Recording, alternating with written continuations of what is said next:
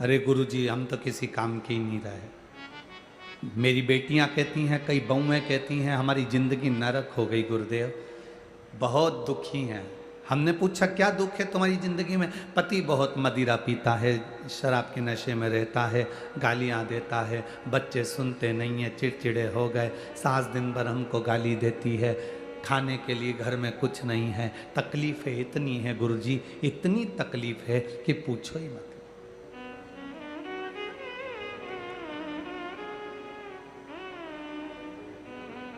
कोटा में घोड़े की रेस कराने का स्थान कहीं पे बना है क्या, जहां घोड़े की रेस होती हो? आप लोगों ने रेस देखी है घोड़े की? अरे बोलो तो जम के। टीवी पे देखी है? देखिए टीवी पे घोड़े की रेस देखना। घोड़े को नहीं मालूम रहता कि मैं कंपटीशन में बैठा हूं, घोड़े को नहीं मालूम कि मैं एग्जाम में बैठा हूं, घोड़े को नहीं मालूम कि मैं जीतने के लिए यहां आया हूं, घोड़े को नहीं मालूम कि मैं रेस में खड़ा हूं। घोड़ा तो दौड़ता है, जब धीरे दौड़ता है तो घोड़े को चाबुक मारा जाता है, पिन चुभाई जाती है, घोड़े को उस चाबुक की आगे एक नोक रहती है, उसको चुभाया जाता है। घोड़े को नहीं मालूम कि मैं रेस में खड़ा हूं। घोड़ा तो इसलिए दौड़ता है क्योंकि उसका मालिक उसे कष्ट देता है, मालिक उसको मार रहा है, मालिक उसे चुभा रहा है, इतना चुभा रहा है कि घोड़ा चीख रहा है, हिन्ना रहा है और दौड़ रहा है। उसको नहीं मालूम कि मैं रेस में खड़ा हूं। वो मालिक के कष्ट से इतना भागता है, इतना भागता है कि पहले नंबर पर आगे निकल जाता है और जीत जाता है। जब एक घोड़े का मालिक घोड़े को कष्ट देता है तो घोड़ा पहली नंबर पर आ जाता है।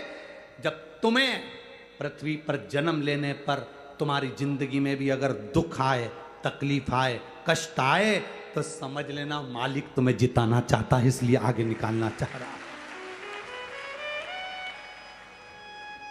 जिंदगी में अगर कष्ट आ रहा है, जिंदगी में तकलीफें आ रही हैं, जिंदगी में थोड़ी सी प्रॉब्लम आ रही है और एक प्रॉब्लम खत्म नहीं होती दूसरी आ जाती है, एक कष्ट खत्म नहीं होता दूसरा आ जाता है, एक तकलीफ खत्म नहीं होती दूसरी आ जाती है। तो ये विचार करना जैसे घोड़े को पिंच करा जा रहा है, तकलीफ दी जा रही है और घोड़ा जीत जाता है, उसको नहीं मालूम कि मैं रेस में खड़ा हूं। उसी तरह भगवान हमको तकलीफ पर तकलीफ, तकलीफ पर तकलीफ, कष्ट पर कष्ट देता है। क्यों? क्योंकि भगवान चाहता है कि मैं तुझे रेस के घोड़े की तरह तुझे आगे निकाल कर ले जाऊं। ये कष्ट नहीं होता तो तू सहन कहां कर पाता। राम बन ना जाते तो राम कभी राम बन ना पाते। राम अगर बन नहीं गए होते तो राम कभी राम नहीं बन पाते। राम का बन जाना राम जी का बनने में मूल है।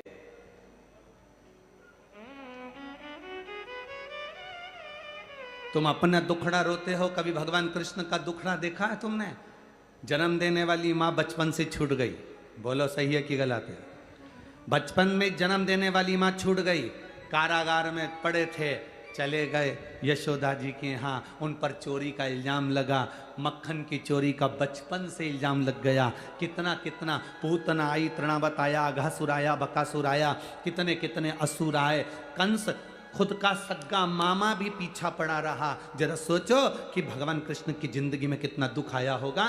स्वयं का मामा तकलीफ दे रहा था और स्वयं का मामा भी तकलीफ देता। मथुरा में पहुंच गए, मथुरा से फिर किसी ने अपशब्द कहे तो मथुरा छोड़कर रास्ते से जाने लगे, फिर जाने लगे तो फिर द्वारका पहुंच गए। द्वारका में पहुंचने के बाद भी कौन सा सुख मिला, जरा विचार करिएगा। उसके बाद भी नैनों में जल भरा रहा, गोपियों की याद आती रही, यशोदा मैया की याद आती रही पूरी जिंदगी। और आखिरी में जब उनके चरणों में बाण लगा, जरा नाम के व्याघ्र ने बाण छोड़ा, उनके पांव के तलवे में लगा। जरा विचार करिए, इतनी कष्ट की जिंदगी जीने के बाद भी मेरे कृष्ण गीता का उपदेश देते हैं और दुनिया के लोगों को जीना सिखाते हैं। इतनी जिंदगी में दुख आने के बाद भी गीता का उपदेश देते हैं और जीना सिखाते हैं। ये कृष्ण है।